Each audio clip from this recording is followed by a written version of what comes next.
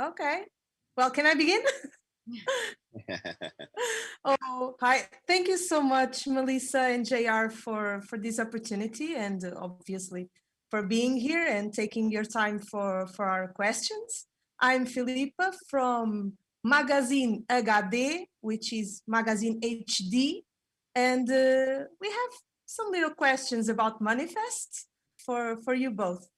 Awesome. So my first question is, when we see Manifest, the two main focus on the series are obviously the flight 828 and the callings that come afterwards. So since Zeke's escaped his time of death, we felt that it was almost like a new hope for all the other passengers on the flight. Do you both think as well that this was a game changer on the way the characters handled their callings on season 3? Yeah, absolutely. And you guys are, like she just said, you guys are pretty on par with the US airing wise, right? Yes. So then you guys have met, you went through all the meth head, them. So that's on the table as well. And I think it definitely changes the game because it shows us that if we're going to survive our death date, we all have to do it together. Yes. But that it is possible. Obviously, I think it as well. So yeah, this was like something that I felt that it was a game changer right away. Yeah, absolutely. So Ben's, as per usual, trying to protect his family, trying to make sure that he can protect his son Cal from dying again. And for Michaela, it's about her future with Zeke or yes. I see JR's a little bit nauseous right now. Zeke. But I'm going to ask you a funny question later about that. So this next question is related to this previous one, and it's about Melissa's character. At first, we saw Michaela struggling a little bit with the callings, and now she seems like a pro dealing with it. So do you think that this new gift that she has, and that happened obviously because of the flight 828, changed Michaela from season 1 through season 3? Oh yeah, absolutely. I mean, season 1, she was all over the place. She was, she'd accidentally killed her best friend. She comes home. This guy's moved on.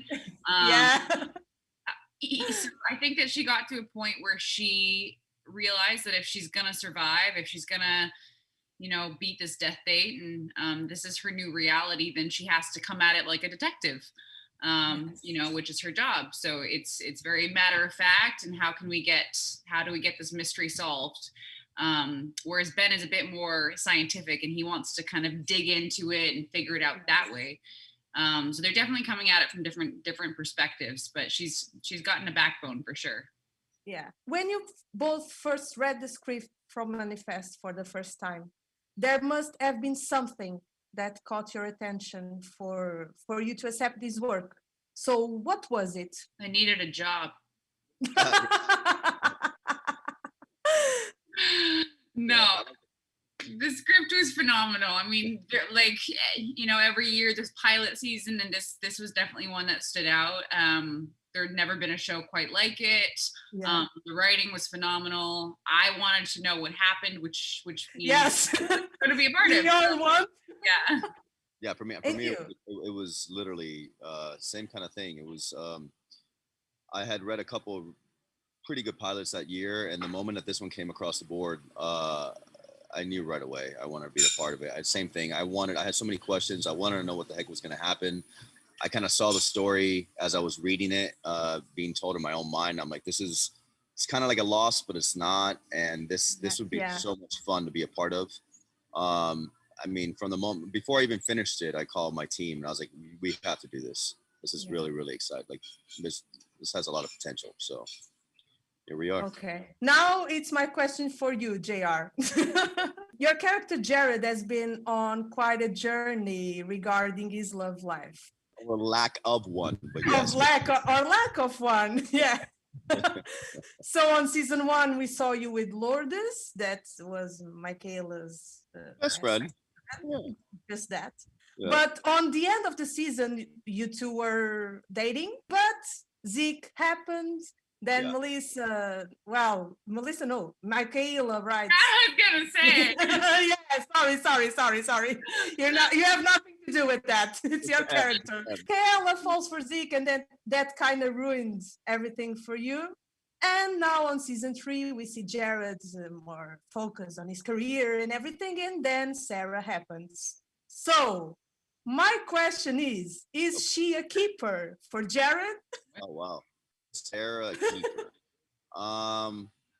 You know what? I think Jared. I can only speak kind of because again, I have no idea where this is going. I don't know what the relationship Yes. looks like. And next year, if hopefully we get a new next year, you know, for Yes, Jared and hopefully. Sarah, or for Jared and Nick.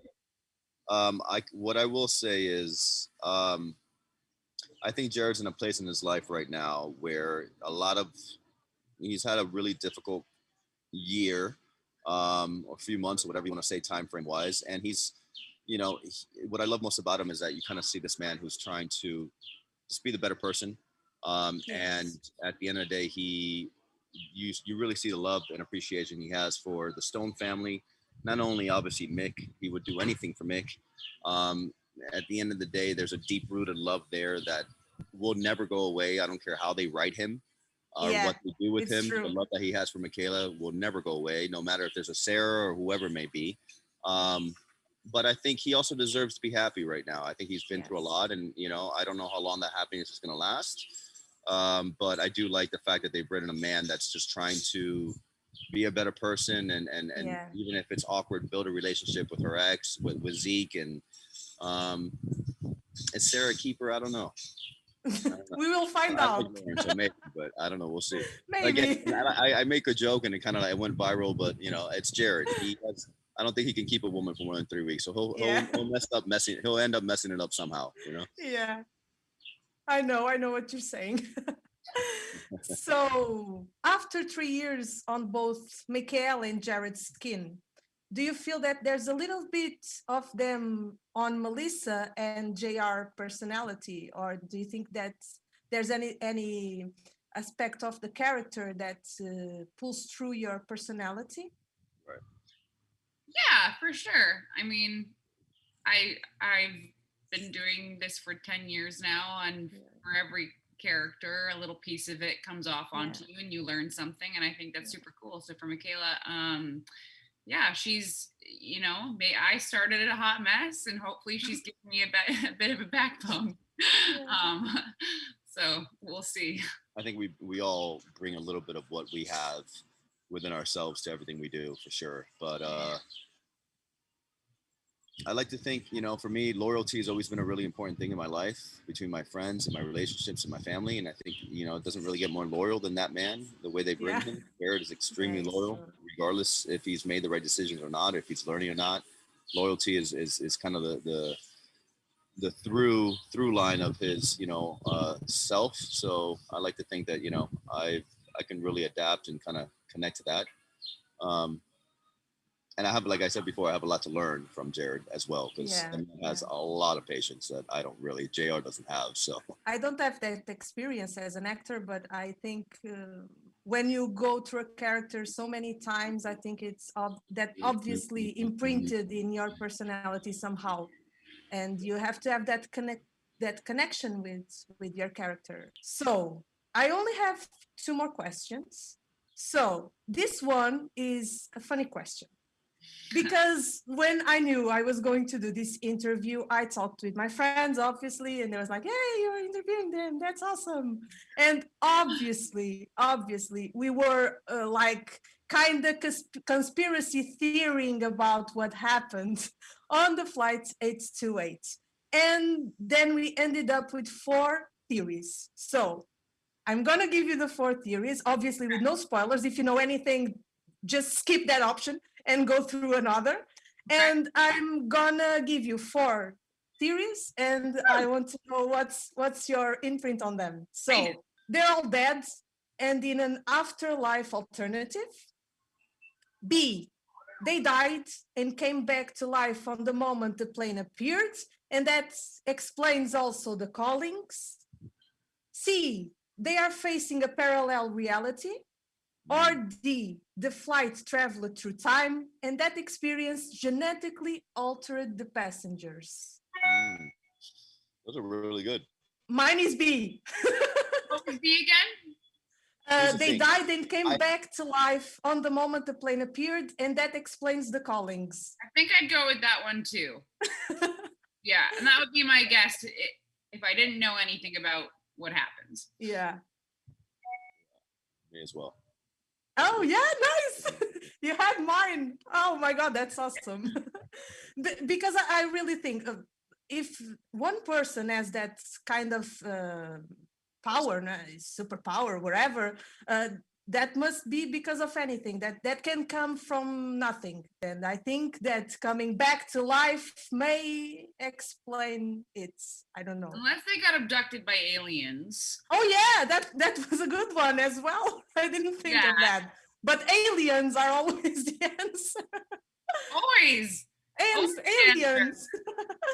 Okay, for my last question, and I think that this is the question you hear the most, I think, but I'll have to ask is, in one word, what can we expect from season 3's ending? One word. That's easy. Okay. Crap. Ah! What'd she say? Crap. Crap. Wow. Death. Oh my God. All right. That was a good one. Crap and death. Oh my God. I'm almost conspiracy theorying again in my head with your words. I want to thank you for this little time and for coming here and for me to come here, join you in this conversation. I hope you liked it. And you have great energy. Thank you for your time. Yeah, oh, thank you so much. It was my first interview, so yeah. Yeah, thank you. Thank you so much.